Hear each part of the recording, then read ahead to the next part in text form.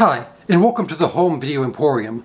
I'm your host, my name is Brendan, and with this series what I hope to do is to catalog my entire collection of home video titles and determine which of these movies still belongs amongst my elite and esteemed collection and needs to be preserved for many years still to come, and which of these movies unfortunately may need to be purged so we can make way for some future titles, as I have come to the point in my life where I have run out of space on my movie shelves and would still like to be adding some more movies. And first we need to clear up a little space before we can go think about adding some new stuff. We're hoping to get rid of about 30 to 50 movies by the end of the series, and if nothing else we're going to watch some movies we haven't seen in a while and hopefully enjoy some good hits. Today's show, we're discussing 1994's Legend of Drunken Master, aka Drunken Master 2. The movie claims to be directed by Chia Ling Lu, but for all intents and purposes it was Jackie Chan who directed it, just went uncredited. This movie I came to a little bit late in my Jackie Chan kind of film history.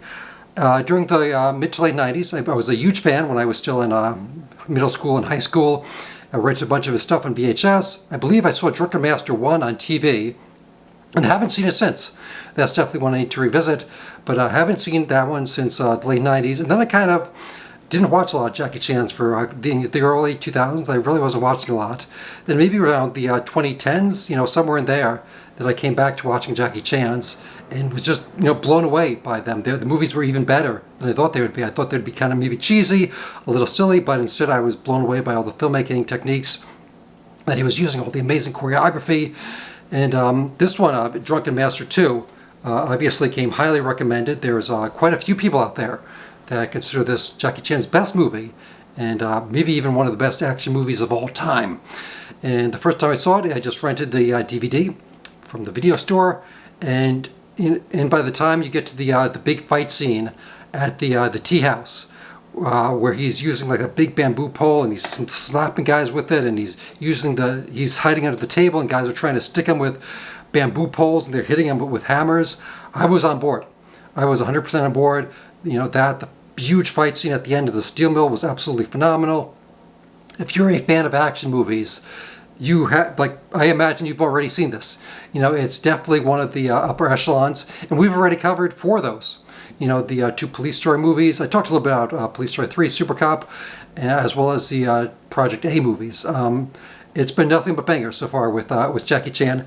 This version, the Warner Brothers Archive collection here, is not very, it's not really a deluxe edition. If you've been watching some of the series we've done on Jackie Chan, I mentioned that at the end of this month, I believe at the end of June, Arrow Video is releasing a Jackie Chan Breakout Hits box set. With Drunken Master 2, Rumble in the Bronx, Thunderbolt, First Strike, Mr. Nice Guy, and Who Am I?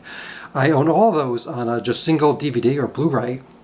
And I'm thinking, this may be not just a good way to possibly clear up some space. I'm not sure what the size of the box set is going to be, if it is going to help me save space or not.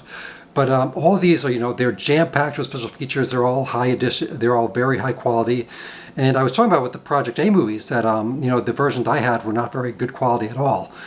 Actually, no, that was a totally different thing. Holy jeez, I'm losing my mind here with all these Jackie Chan movies. It's like I've been hit in the head. But, so these are really good quality stuff. They're jam-packed with special features. And if you are interested in Project A, I did talk about in the last one in the different versions of DVD, Blu-ray, 4K that you can get on those. So there is a very lot of Jackie Chan out there now on physical media, home video, that is a lot to get excited about. Drunken Master 2, aka Legend of Drunken Master, stars Jackie Chan with Anita Moy. There's an Andy Lau cameo in the very beginning that seems like he's going to be a major character, but then he just is never seen or heard from again. I don't know if he just went on and did something else and wasn't available to come back, but you would think he would have showed up later on, because he kind of helps Jackie Chan out, but then he's never seen or heard from again. I don't know what's going on there. But I think this one of the things, in addition to the amazing fight scenes, that really makes this a keeper is Jackie Chan and Anita Moy's chemistry. Both of them, I think, could easily have just been silent movie stars. Their work in this is incredible. Anita Moy, her physical comedy, her facial expressions, her fighting poses. The one scene where Jackie Chan is doing his drunken boxing, the first time where he's drinking and doing drunken boxing, and he kind of does his pose and she does her pose where she's got her foot up on his, is incredible. Her little fight with the guy who tries to steal the ginseng on the train, but he's trying to steal the amulet, the pendant on the train, the jade, whatever it is. Her little fight there, like the kick she does, her poses are all incredible.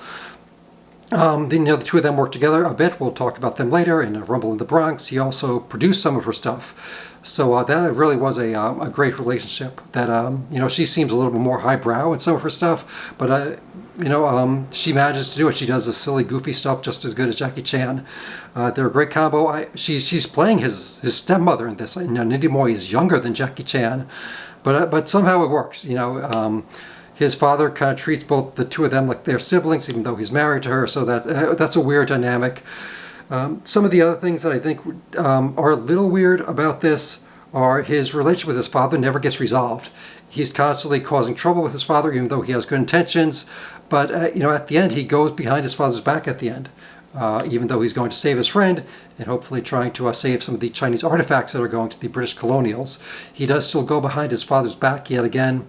And it would have been nice to see him and his father come together at the end, and his father maybe help him out and realize that what his son was doing, while irresponsible, or actually it would have been better if he went to his father and asked for help and explained the situation. Maybe his father would have understood the situation that he was in and why he was constantly in the peril.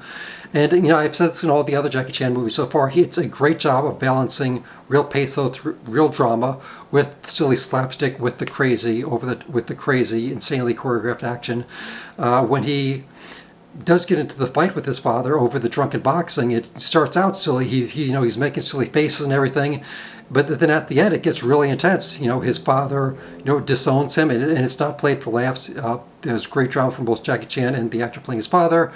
And then, when he gets beat up by the guys, where he's just drunk at the bar, and then he gets beat up, he gets hung from the pole or whatever, they're humiliating him. It's all played serious. So I do think that is a great balance of tone, again, by Jackie Chan.